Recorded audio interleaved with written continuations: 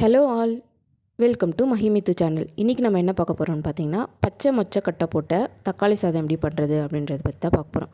அதுக்கு நான் ஒரு குக்கர் எடுத்திருக்கேன். இந்த குக்கரை ஸ்டவ் ஆன் பண்ணிவிட்டு அது மேலே வச்சுட்டு அதில் கொஞ்சம் ஆயில் ஊற்றிட்டு, அதாவது ஒரு குழிக்கரண்டி அளவு ஆயில் ஊற்றிக்கலாம். ஆயில் ஊற்றிட்டு அந்த ஆயில் நல்லா கொஞ்சம் காஞ்ச பிறகு அதில் என்ன போடணுன்னு பார்த்தீங்கன்னா, கொஞ்சமாக சோம்பு போடணும். சோம்பு போட்டு அது கொஞ்சம் காஞ்ச பிறகு அதில் என்ன போடணுன்னு பார்த்தீங்கன்னா, ஒரு பட்டை, 2 ஏலக்காய், 2 கிராம்பு, 2 பிரிஞ்சி இலை போட்டு இது நல்லா ஃப்ரை பண்ணிக்கணும். ஃப்ரை பண்ணிவிட்டு அதுக்கப்புறம் அதில் நம்ம என்ன ஆட் பண்ணணும்னா, ஆனியன் ஆட் பண்ணணும். ஆனியன் ஆட் பண்ணி அதையும் நல்லா வதக்கணும். இந்த ஸ்பைசஸ்லாம் நம்ம எதுக்கு போடுறோன்னா, நல்ல ஒரு அரோமா கிடைக்கும் சாதத்துக்கு. அதனால தான் இந்த ஸ்பைசஸ்லாம் நம்ம போடுறோம். அது நல்லா போட்டு ஆயிலே போட்டு அதுக்கப்புறம் ஆனியன் போட்டோன்னா அது நல்லாவே வதங்கி வரும். இப்போ கட் பண்ணி வச்சுருக்க ஆனியன் போட்டு அதையும் நல்லா வதக்கணும் எண்ணெயிலேயே. ஆனியன் பார்த்திங்கன்னா நல்லா கலர் கொஞ்சம் சேஞ்ச் ஆகணும். அது வரையும் நல்லாவே அதை ஆயிலில் வதக்கணும் இந்த ஸ்பைசஸோடு சேர்த்து. வதக்கிட்டதுக்கு அப்புறமா என்ன ஆட் பண்ணணும் அப்படின்னு பார்த்திங்கன்னா, இஞ்சி, பூண்டு, 2 பச்சை மிளகா, அது ரெண்டுத்தையும் மிக்ஸி ஜாரில் போட்டு ஏற்கனவே பேஸ்ட் பண்ணி வச்சுருக்கேன். அதை நம்ம இந்த வதங்கின ஆனியனில் ஆட் பண்ண போகிறோம். இஞ்சி எவ்வளோ போடணும் பார்த்திங்கன்னா, 1 இன்ச்சு அளவு போடணும். பூண்டு ஒரு பூண்டு போடணும். இப்போ என்ன பண்ணணும் அப்படின்னா, ஒரு பச்சை மிளகாவை கீறி வச்சுருக்கேன். அது அந்த ஆனியன்லேயே போட்டு நல்லா வதக்கணும். டோட்டலாகவே நான் 3 பச்சை மிளகா தான் எடுத்திருக்கேன்.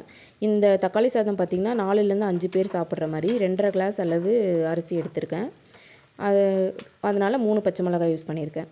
இப்போ ஒரு பச்சை மிளகாய் கீறி போட்டோமா. இப்போ நெக்ஸ்ட்டு இஞ்சி பூண்டு ஆல்ரெடி அரைச்சி வச்சது ஒரு கை அளவு அதில் போட்டு நல்லா வதக்க போகிறோம்.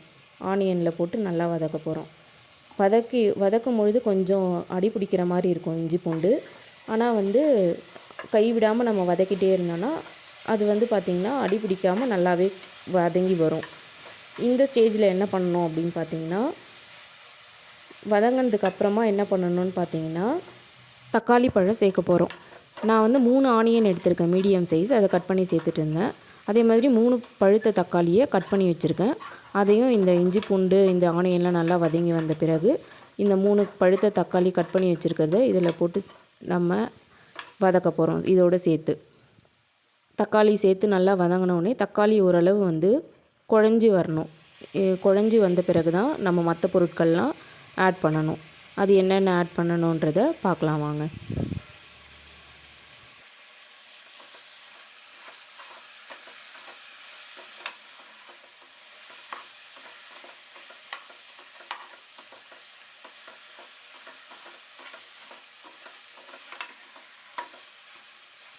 வெங்காயம் தக்காளி சீக்கிரமாக வதங்கணும் அப்படின்னா அதில் 1 ஸ்பூன் அளவு உப்பு ஆட் பண்ணி, கல்லுப்பு ஆட் பண்ணுறேன் நான் இங்கே. அதை ஆட் பண்ணி நல்லா வதக்கும்பொழுது வெங்காயம் தக்காளி நல்லாவே சீக்கிரம் வதங்கி வரும். தக்காளி நல்லா குழஞ்சி வரும். இது நல்லா வெங்காயம் தக்காளி எந்த அளவு வதங்குதோ அந்தளவுக்கு தக்காளி சாதம் பார்த்திங்கன்னா உங்களுக்கு ரொம்ப டேஸ்ட்டாக வரும். ஸோ இந்த கல்லுப்பு போட்டு வதக்குற ஸ்டெப்பை மிஸ் பண்ணிடாதீங்க. போட்டு நல்லா வதக்கி விடணும். அந்த இஞ்சி பூண்டுலாம் நம்ம போட்டிருக்கோம் பார்த்திங்களா, இந்த உப்பு சேர்த்து நல்லா வதக்கும் போது அது அடி பிடிக்காமல் நல்லா உங்களுக்கு சேர்ந்து திரண்டு வரும் நல்லாவே. ஸோ அதுதான் இது ஒரு டிப்ஸ் உங்களுக்கு. கல்லுப்பு சேர்த்து நம்ம இதை வதக்குறோம்.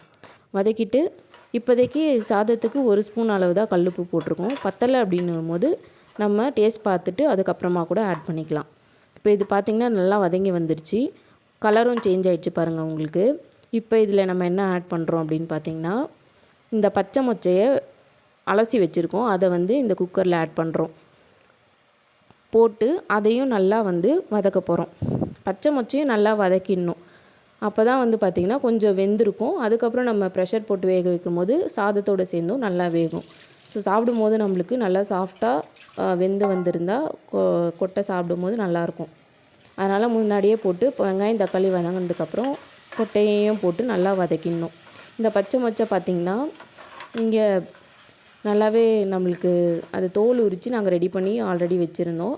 இல்லை தோல் உரித்த பச்சை மொச்சையும் உங்களுக்கு கடையிலேயே கிடைக்கிது. அது கூட நீங்கள் வாங்கி செய்யலாம்.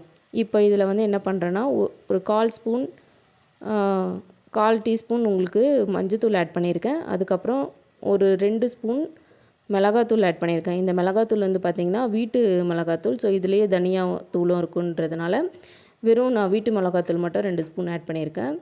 அதுக்கப்புறம் வந்து பார்த்திங்கன்னா பிரியாணி மசாலா இருக்குல்ல, உங்களுக்கு எந்த வேணாலும் எந்த கம்பெனியில் வேணாலும் நீங்கள் யூஸ் பண்ணிக்கலாம். நான் வந்து ஆச்சி யூஸ் பண்ணியிருக்கேன்.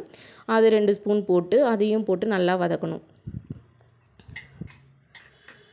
இந்த காயோடையே இந்த மசாலாவையும் போட்டு நல்லா பெரட்டி விட்டால் நல்லா உங்களுக்கு ஒரு ஸ்மெல்லோடு நல்ல ஒரு வாசனையோடு நல்லாயிருக்கும். இது வதக்கி விட்டுட்டு அதில் கொஞ்சம் கொத்தமல்லியும் போட்டு அதையும் நல்லா வதக்கணும்.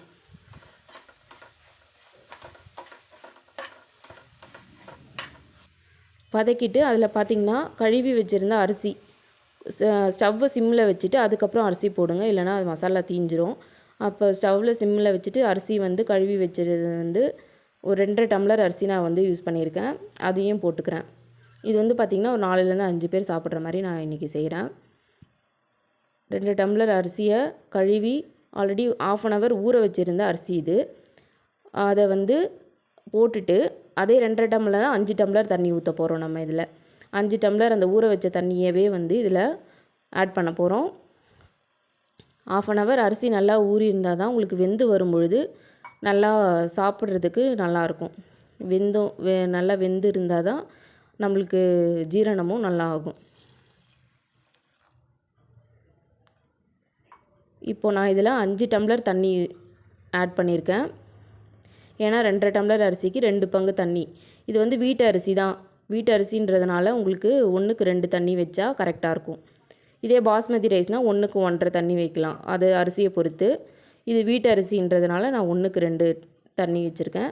இப்போது இந்த ஸ்டேஜில் நல்லா கலந்து விட்டுட்டு உப்பு இருக்கான்னு செக் பண்ணிக்கணும். உப்பு இல்லை அப்படின்னு பார்த்திங்கன்னா ஒரு ஸ்பூன் நம்ம வந்து சால்ட் உப்பு ஆட் பண்ணால் கொஞ்சம் சீக்கிரம் அது கரைஞ்சிரும். ஸோ சால்ட் உப்பு ஆட் பண்ணி செக் பண்ணிக்கலாம். போட்டுட்டு மறுபடியும் நல்லா கலந்து விட்டுட்டு குக்கர் மூடி போட்டு விசில் போட்டு வச்சிட்டிங்க அப்படின்னா, எத்தனை விசில் வைக்கணும் அப்படின்னா, இந்த குக்கருக்கு வந்து பார்த்திங்கன்னா நான் 2 விசில் வைக்க போகிறேன். ஸோ இது வந்து வெந்து வரத்துக்கு கரெக்டாக இருக்கும். 2 விசில் வச்சோன்னா கரெக்டாக இருக்கும். இப்போ மீந்த உள்ள கொத்தமல்லியையும் வந்து லாஸ்ட்டில் போட்டோன்னா கொஞ்சம் வாசனையாக இருக்கும் நம்மளுக்கு. ஸோ அதனால தான் இந்த கொத்தமல்லியை இப்போ ஆட் பண்ணுறேன். உங்கள்கிட்ட புதினா இருந்ததுன்னா நீங்கள் புதினா கூட போட்டுக்கலாம். நான் இன்றைக்கி புதினா ஆட் பண்ணல, வெறும் கொத்தமல்லி மட்டும் தான் ஆட் பண்ணியிருக்கேன். இப்போ குக்கர் மூடியை வந்து கேஸ்கெட் போட்டு மூடி வச்சிடலாம். இப்போ என்னென்னா அது 2 விசில் வைக்கிறேன் நான் இந்த குக்கருக்கு.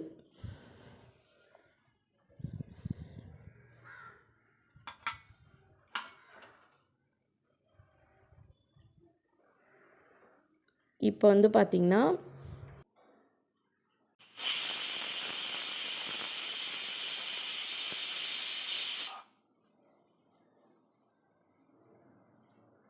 விசில் வந்துடுச்சு 2 தடவை. இப்போ நான் வந்து ப்ரெஷர் ரிலீஸ் ஆகிடுச்சான்னு பார்க்குறேன். ப்ரெஷர் நல்லாவே ரிலீஸ் ஆகிடுச்சு. கொஞ்சம் நேரம் கழித்து நீங்கள் அப்படியே விட்டுட்ட பிறகு தான் எடுக்கணும். இப்போ தான் நீங்கள் ப்ரெஷர் ரிலீஸ் ஆன பிறகு தான் வந்து அதை ஓப்பன் பண்ணி பார்க்கணும். ஓப்பன் பண்ணி பார்த்தீங்கன்னா நம்மளுக்கு கம்மன்னு பச்சை மொச்சை போட்ட தக்காளி சாதம் ரெடி ஆகிடுச்சு. இதை நல்லா ஒரு மிக்ஸ் கொடுத்துட்டு கையாலே நம்ம வந்து கரண்டி எடுத்து நல்லா அடியிலேருந்து நல்லா கிளறி அரிசி உடையாமல் மிக்ஸ் கொடுத்துட்டு பிளேட்டில் போட்டு சுட சுட நம்மளுக்கு பிடிச்சவங்களுக்கு சர்வ் பண்ணி நம்மளும் சாப்பிட்டு என்ஜாய் பண்ணலாம். தேங்க்ஸ் ஃபார் வாட்சிங் my video. If you like my video subscribe my channel. Next meet பண்ணலாம். Bye. Have a nice day. இந்த தக்காளி சாதத்தை நாங்கள் தயிர் பச்சடியோடு வச்சு என்ஜாய் பண்ணோம்.